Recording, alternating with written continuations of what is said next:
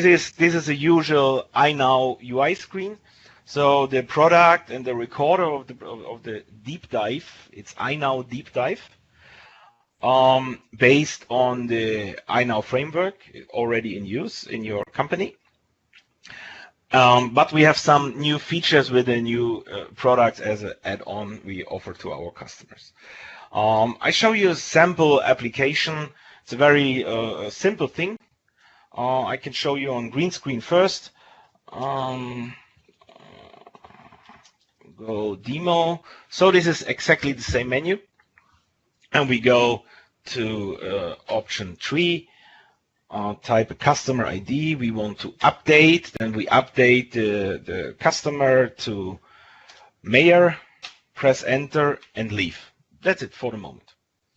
So actually, at the moment, we have no idea what programs are used by the process, what lines of code, and what exactly happens on the database. So why it's so important to know what happens on the database? You know, we do not really delete a customer. In case we have to delete a customer, we set a sign like a asterisk character or something else on some field on a particular position. So that's why we have to understand exactly what happens. So I can run, of course, in under iNow UI, the same application. You know, you see now it's the Mayor guy. And we move backwards, and now we want to find out what really happens, and we want, by the way, create a full automatic documentation of the process. This is what we do in first step, to create a documentation of the process. What happens if we change base data of a customer? So for this, we run our diagnosing process. And the first thing is we have a setting to have auto breaks, and we want to be able to replay. So now we start the recorder. So to analyze later and to create a full automated documentation, what we have to do, we have just to use the application, nothing else. We just use the application. This is not necessarily something you have to do. You just give this recorder to your users and tell them, do nothing else but the things you usually do when you do this change. Just run the process. And don't worry, it takes a little bit longer because we are recording in the background. So the first is we go to option 3. You see, now we are diagnosing the UI, reading the module 6 and U. Recorder is running in background. It's watching all the operation the application does. And we change the Paul back to typical German name, Miller. Enter.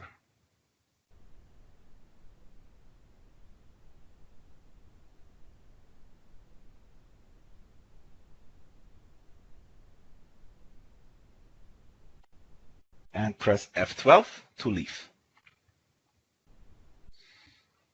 So that's it.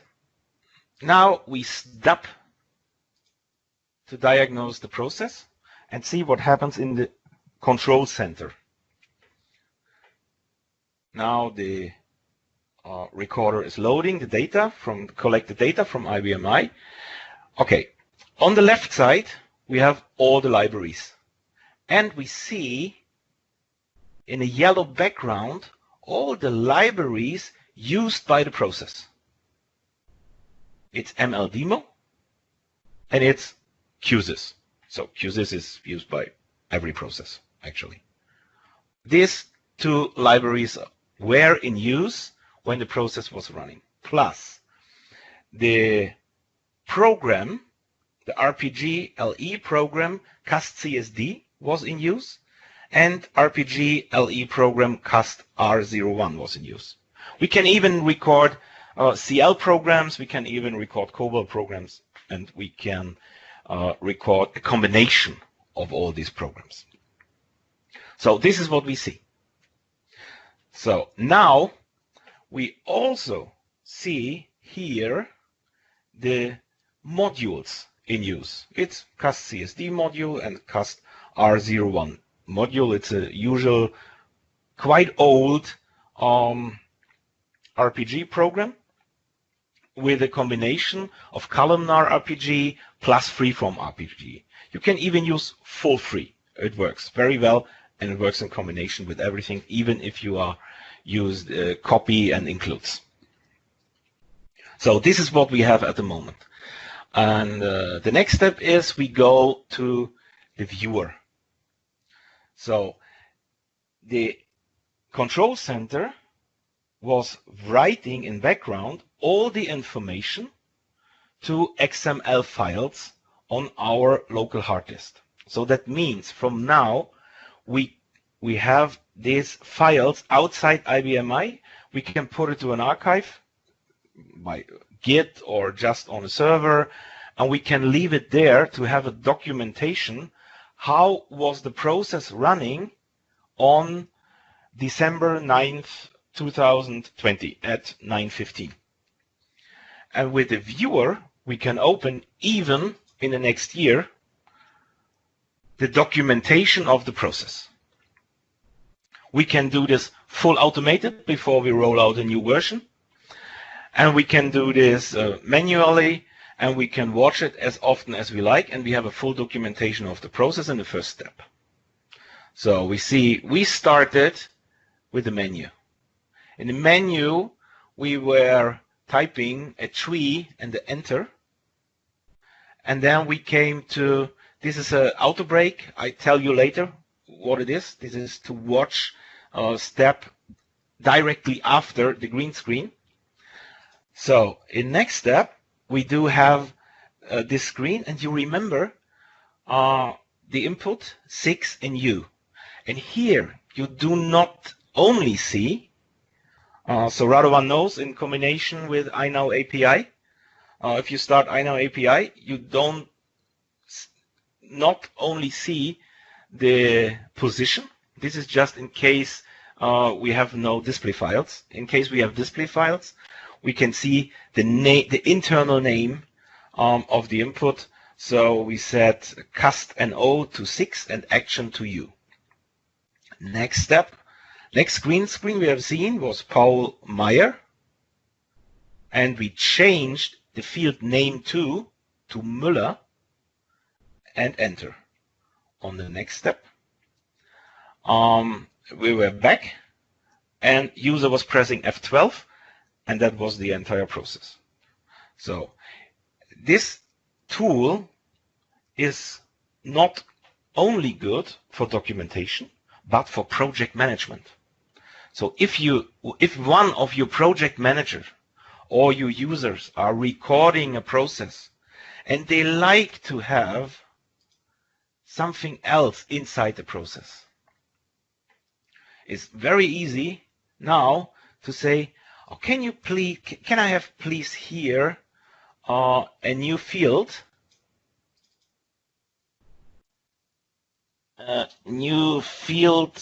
please with IBAN. Thank you. So the only thing you have to do, just save your remarks and your wishes and send the package to the next station of your development process. And you see exactly what you have over here. So the next step is, we like to see, do you have any questions for the documentation? It's very rough, I know, it's very on the surface, but I think it's understandable what you can do with a tool like this for your documentation process. No, it's fine. Okay, so you are, especially Radovan, is able to work with a robotic process. So you in combination with this documentation and robotic process, if you record a robotic process and run after or before every rollout, the robotic, you can create automatically the documentation of your current processes inside and outside, and you can put it to an archive. You can say this is the documentation of our version from week 23 in this year or whatever. And if somebody likes to see your documentation of your INAS, you can just show him this digitalized documentation. You can even print out in PDF or whatever. No problem. If you open the printout dialog, you can print out and you can send it by mail or whatever you like. All the things a usual tool, a usual today's modern tool can do, we can do, of course, as well. So this is about the first introduction to the documentation. The first thing is we like to see what happens on the database. For this, we are leaving. And in Control Center, we see this physical file was used by the system. There are actually two ways to set watches to this database. The first thing is you can add automatically watch triggers. And now we will see everything that happens when insert, update, or delete to that physical file. Even if there are some changes coming from outside, not started by our session, but by something else from outside. You will see it in that documentation. So probably if you run this for an hour, you can see exactly what happened to that database. The second thing is you have over here, if we open these modules, you have all the lines of code of the modules. And if you like to watch all chains of the process, you just type chain. And you see here, we have 4 chains. Just click on this, and now all the chains are watched by the process. So that's it. You can do this with read or update or whatever you like. So if we run the process again,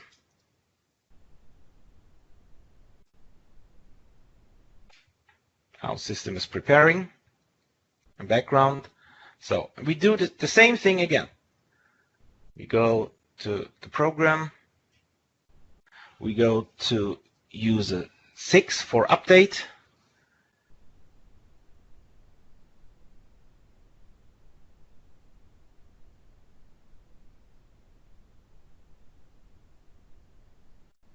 System is watching every line of code. You will see in our next step when we go to code analysis. And we change back to Mayor.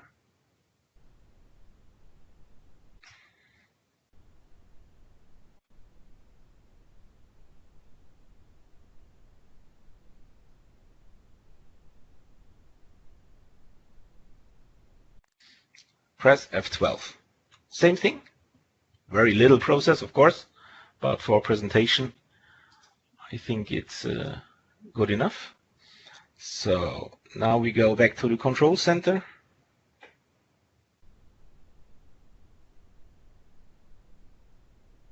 And to the viewer.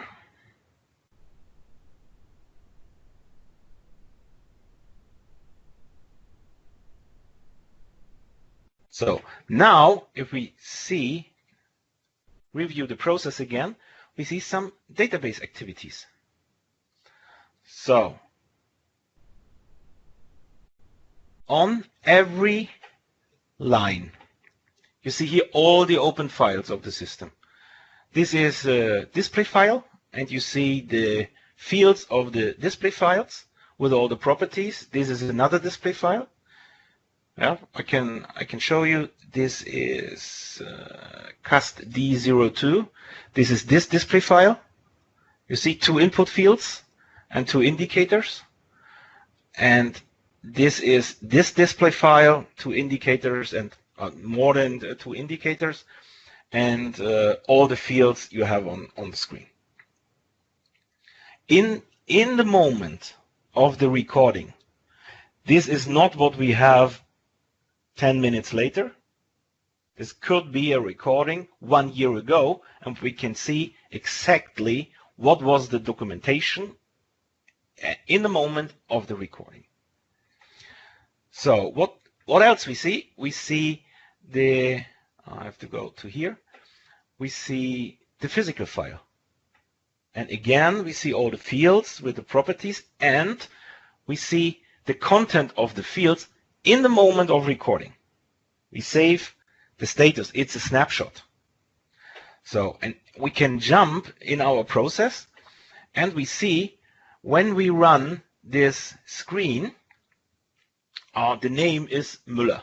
Then we change to Meyer. And then we go close right on the update statement. It's still Müller, but one step thereafter, it was changed to Meyer, and before it was Müller. So that means when we start the application, it was Müller, and later after the update, it's Meyer. You can use this for debugging purposes as well, to see what happens against your databases. And the advantage of a recorded process is you can move backwards. I can say, oh, I go back to here. Oh, it was Müller. And here, it was Meyer. I see. It happened somewhere here. Here it happens. Here was the change of the database.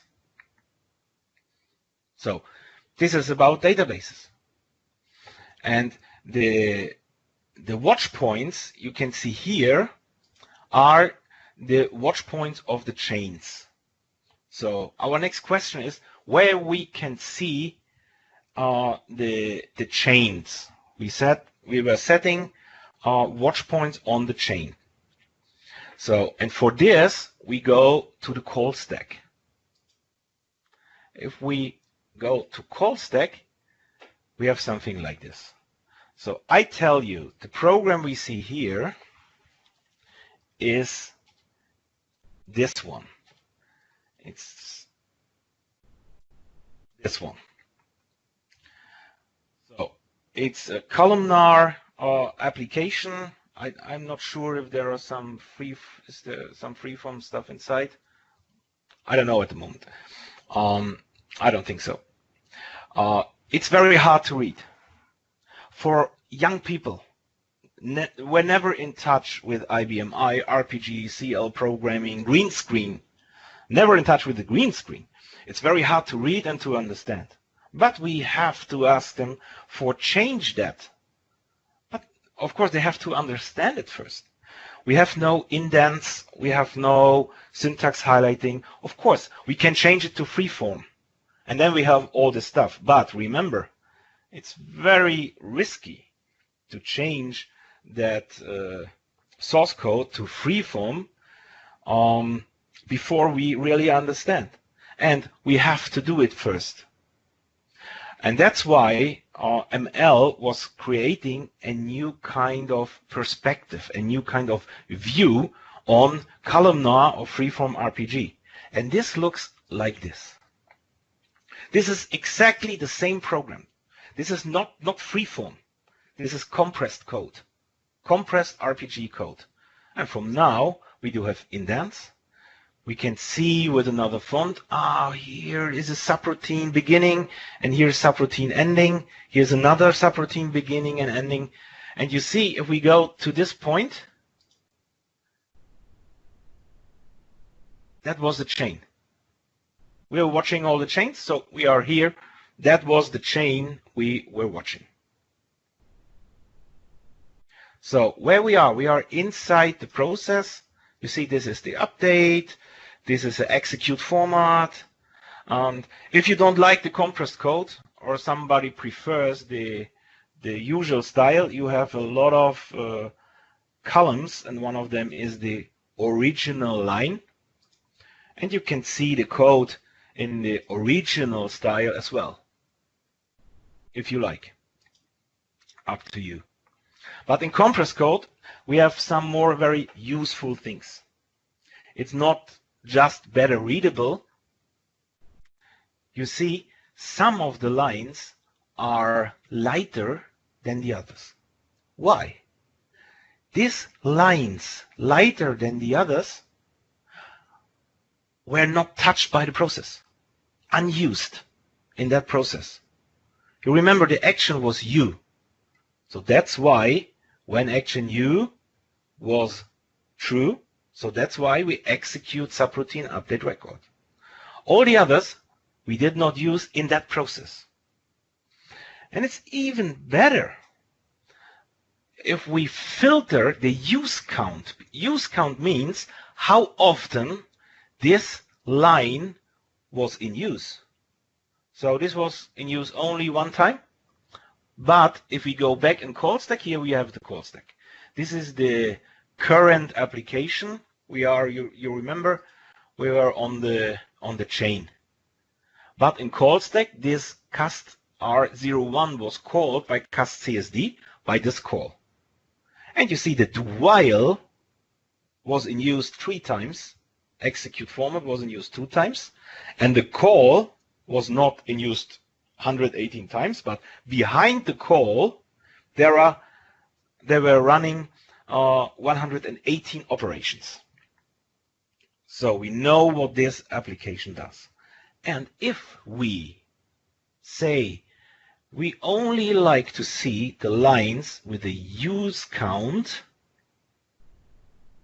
not equal, sorry, this is German, but of course we do have it in English as well, not null, then we only see sometimes from a program having 14,000 lines of code. I've seen that yesterday on a customer's project. One program, 14,000 lines of code, but in the process, there were just about 80 lines in use. So it was very easy to understand what happens inside the process. And you see, this is what happened inside the process. Just this. That's the entire code. And that was in use in this program as well. Just these few lines were in use. But of course, the entire code is much bigger. But I don't have to see this if I like to analyze this process. So, what else we have in call stack? So in Recorder, we were set, we like to have the ability to replay the process. That means this process has 160 valid operations. So, and now we can use this track bar to move forward just by using the arrow keys on the keyboard, or page up, page down, or what I prefer is the mouse wheel. So if I let the mouse wheel go one step, I can see even the input lines of the chain. And on the right side, you see the local variables. Have you seen the change from to Müller of the name 2? You missed it? No problem. We can go backwards. I turn the mouse wheel to the other side or use the other keyboard, and I can move forward and backward as often as I like to analyze what happens in the process. So if I read in the chain from the database the name 2, this is my next step. You see Now we read Müller from the database. And now we go to the next, and you see we are reading the record until it's completed. And then we ask if the indicator 19, if we don't see the indicator over here, it's false. And that's why else update screen. We set the rec OK to an N, like this. And if N, we execute format screen 2. The first is the out. This is at the moment not very important. And then the input from the screen. So we are here now. And you remember we changed the name to from Müller to Meyer. And this is what you see here. If you like to see it again, move backward 1 or 2 steps and move forward again. And you see forward, backward, Müller, Meyer. That was the change the user did inside our green screen. So all the other inputs are neutral. He just was changing the Meyer. And then the next jump is another subroutine. We just set the rec OK to Y. Go back, and then we update. And this is the out operation to the database. What you see is the full, very, very deep version of the recording. You can make it more flat if you're not interested, but it runs by itself. Why? We can take it. It's just some space on a hard disk. So next step is we eval arrow line to a message, record updated, and we continue and do eval off and subroutine and if and subroutine. We are still in cast R01. And now we set last record to true. You can see it here. These are here. You can see all the indicators. If true, and then we return. You see now the call stack is more flat. And we came back from the call and go again to the execute format, out operations, in operations, and you see KL was set. I go one step backwards. KL was set. That means F12. This is what the user did over here. And 03 was set. 08 wasn't. So, and then 03 is set. That's why we are leaving and do set last record, return, and we left the application. So we have the entire process, and we can replay the process as often as we like. We can even use this slider in the trackbar to go to any position we like in the process. Or we just use our source code, and I'm interested in this one. And now we are here. You see the slider? If I go to here, you see is another position in the process. And if we have a line in use more than one time, you see on the right side a trackbar as well. And we can go to all the iterations. You see, first time, do while, the local variables were like this, and second time, they were different. So this is helpful for diagnosing, for documentation, even for debugging.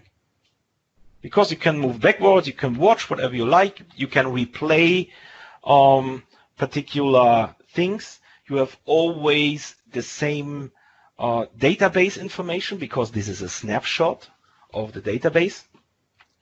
And you can use it for project management, for documentation, for debug purposes, whatever you like. You are very, very deep inside what really happens inside your application. And that's why we called it iNow Deep Dive. And this is what I wanted to introduce to you. And I'm very keen now on hearing what you think about this.